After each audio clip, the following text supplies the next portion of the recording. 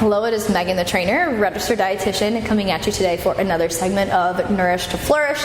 Today's topic is going to be super important because I am talking about an ingredient that is absolutely toxic. Cue Britney Spears and her Toxic song. So toxic in that it is not helpful to your goals. It's not always super supportive of your health. This is food. This is an ingredient that is found in the foods in your house. It's found in foods at restaurants. It's everywhere. And we usually don't know that we've had it until after the fact, until we've eaten the food.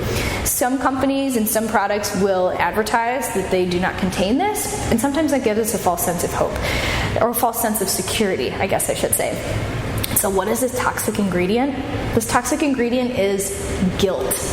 Guilt-free foods, or feeling guilty after we eat.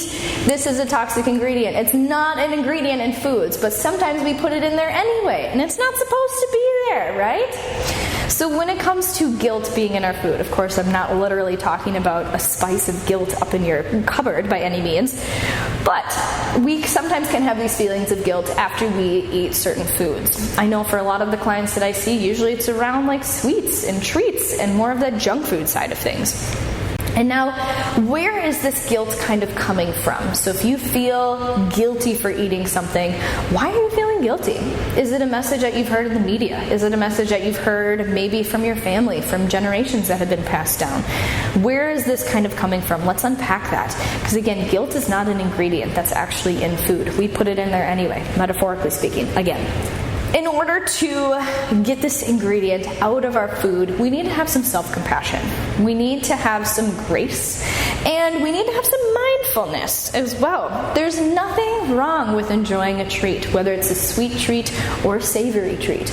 There's nothing wrong with that. Of course, we can, talk about, how it might or might not be supportive of your goals, but at the same time, sticking to a rigid, restrictful structure in terms of our food choices is not going to be realistic either.